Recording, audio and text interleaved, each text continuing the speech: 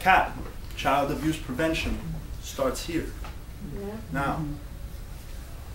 So, that said, I'm going to bring up Paul Guerra. I hope I said that name right. I apologize for all these names. He's a former Interpol and Trinidad and Tobago police detective, former community police lecturer, and a police youth club manager. And he's going to come and talk to you guys a little bit. And here he comes.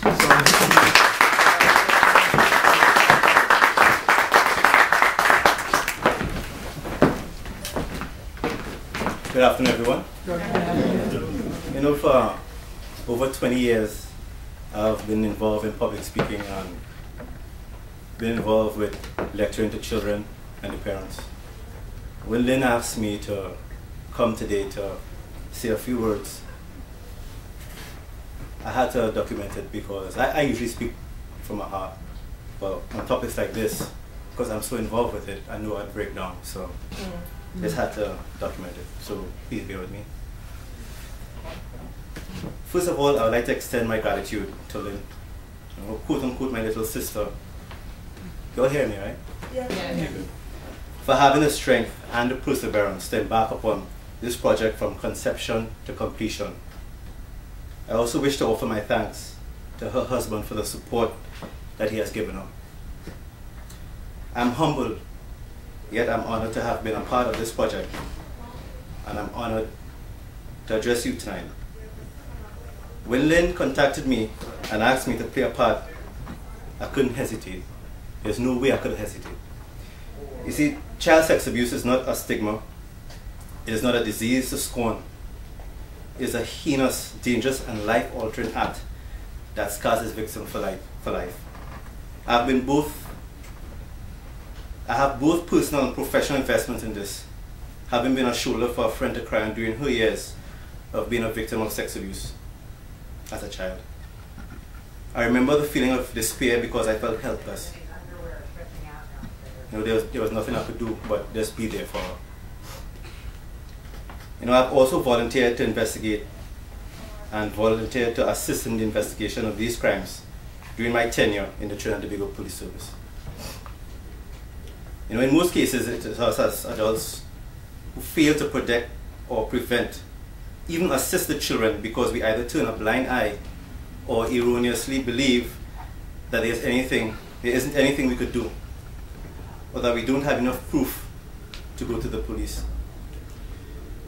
Suspicion is enough grounds as an adult, whether you're a parent, a sibling, a relative, a teacher, a concerned neighbor, a passerby, to make that initial step in contacting the relevant authorities, whether it is the police, child services, or social worker.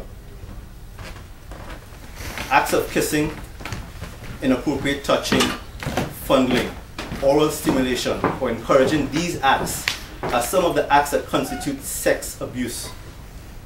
Penetration, whether by a penis, finger, tongue, or any unnatural or non-biological element is necessary for there to be sex abuse.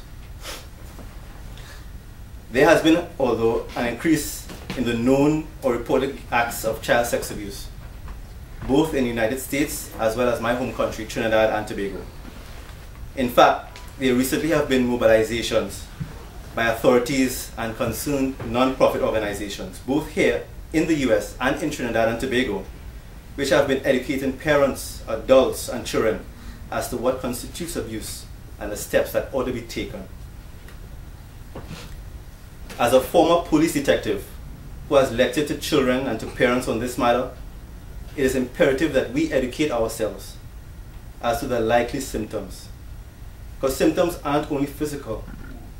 Sudden and erratic changes in a child's personality, their emotion, the display or lack of affection, or too much affection, withdrawal, or regression are some of the symptoms that ought to trigger an alarm of sorts to encourage us to take a closer look, or if we are too coward to do so, contact the relative authorities with our concerns. Adults are responsible for the social upbringing and protection of our children. The authorities are responsible for taking the legal steps necessary to protect our children, but their hands are tied if they are unaware of instances of child sex abuse. We need to untie their hands. We need to break the cycle. Turning a blind eye or a deaf ear can potentially doom another child to a scar or scars that will haunt him or her for the rest of his or her life. And on most occasions, the cycle continues because victims sometimes become an abuser. Thank you.